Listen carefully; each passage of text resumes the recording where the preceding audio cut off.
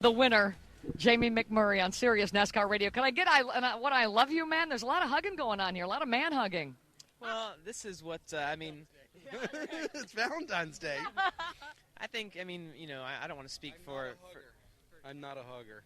But this is what you live for. I mean, this is what you work all winter for, and all the guys in the shop that prepare the cars and all the stress that you've went through in the 11 days you've spent here. I mean, this is what it's all about. And I talked to Bono at the breaks, and I'm like, I just don't think our car's fast enough today. We just seem to be like a 12th to 15th place guy, but we talked about our pit strategy and what we thought we could do to make our car better, and the sun went down, and the car got a little bit better, and then all the guys that you needed to help you helped you, and you got to be lucky to win a plate race. I mean, you just it takes a lot of talent, but you have got to have all the help from the right guys at the right time. And if the start-finish line is where it is in Talladega, you maybe don't win. But it's really hard to explain like what you feel after you win the Daytona 500. Well, let me ask you this: what did you feel inside your chest when you saw Earnhardt coming? Well, I'll be honest with you, I was like, crap. I'm like, he's probably supposed to, I know who the fan favorite is at the point coming off of turn 4 right now. But you can't, your perception when you look in the mirror, you can't tell how fast they're coming. You can tell, and I thought, oh, he's got to run. It looks like he's got to run, but you can't tell. And I'm looking at the checker flag, and I couldn't see. They got the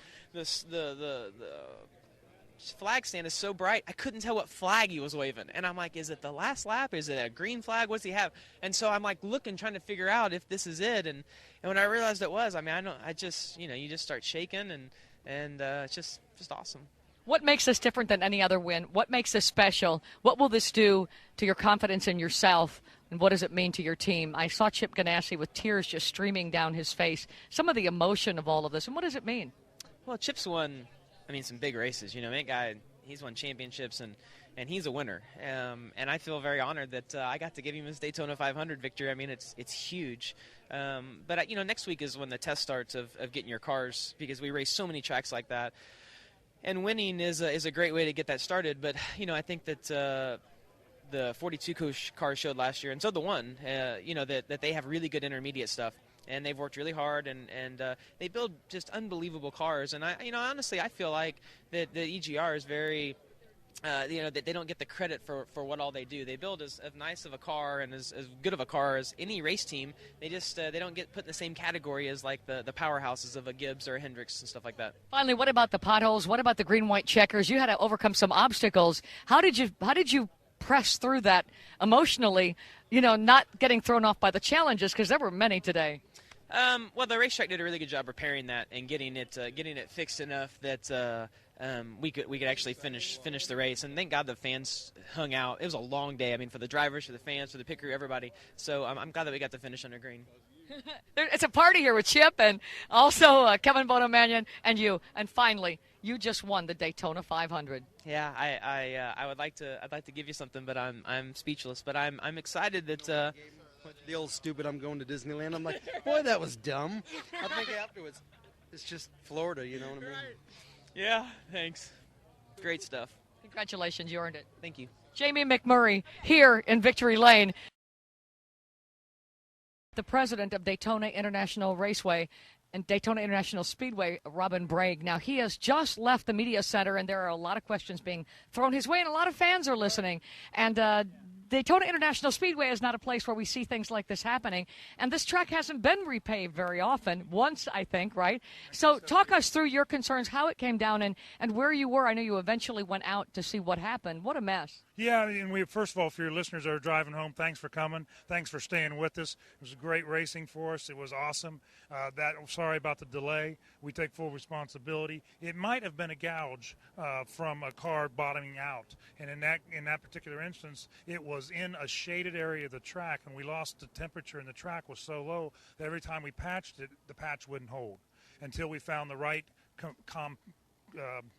the right material to hold. And in the last patch, we finally figured out what was it, and it was Bondo, so it worked out well. How can this happen in the Super Bowl of racing when you have such a big team here? And, you probably scour the track. Take us through what you do to look for things like this in advance. Well, we had two races on this track yesterday, so we know the track was in good shape. There wasn't any signs where we walked We physically walk the track before every race.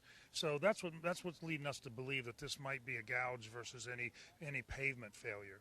Where we did fail was the way we patched it, and we got to do better at patching it. Now, who patches it? You have a team on site here. They were mixing it up. They made the first patch. It didn't hold. They came back. Talk about what you put into trying to get that fixed. What sort of a team you have doing it, and how a car bottoming out perhaps could make that gouge. You would think since they've been bottoming out since the practice session, I know Dale Jr. was talking about it and others, wouldn't we have seen that earlier? Well, there was some people that had tires go down, so it might bottom out, maybe a harder bottom out or a drive shaft gouge or something like that. This is all speculation. But no, we have engineers. We don't try to be quack doctors out there. We have engineers on staff that are pavement specialists. They were there on site mixing batches with us. The temperature, the ambient temperature and the track and the coolness and the shade combination, we couldn't find the right patch. Okay, and talk about, you're walking the track. You don't see any issues with it. When did you walk the track? Oh, we walk it this morning. We walk every event. We walk our track. And our staff walks the track, safety crew walks the track, and we didn't see any indication. What makes us think it might have been a gouge? President of Daytona International Speedway, Robin Braig, does this track need to be repaved? We leave that up to Goodyear, our engineers, NASCAR. We don't feel strongly that we don't feel like it does. We were scheduled for 2012, and we're probably still on that schedule. Can you talk about the personal feeling inside of your heart when something like this happens to this special race, this special speedway? Yeah, it's a heartbreak for our staff and the 5,000 employees that are here, and for our fans that we tried to get a 1 o'clock start in and get everybody home early. But our fans are resilient, and they understand. They've been through rain delays, and we're looking forward to having them back for the Coke Zero 400. We'll see you here too, Claire. Yes, and what are you going to do now? Like, what would be the next step? Are you going to take a look at tapes? Are you going to what? We've got Bike Week coming up, so we got to get it fixed, and we will. And do you want to say something also to fans who are listening coast to coast? The president of the track, nothing that you expected today, and you'll take a look at it. Lots of questions. It ended up we got the race finished, which is the best possible outcome. Yep, we love the multiple green-white checkers. We thought that was exciting. We applaud NASCAR for that change, and it worked out good. Great to see Dale Jr. come up through there, and of course Jamie McMurray. So things are good. Thank you for your coverage. I got to go. One last quick question though. Right. People were talking in the media center about repaving ridiculously before he's trying to dance with me before the July race, and that's just absolutely not even close to being.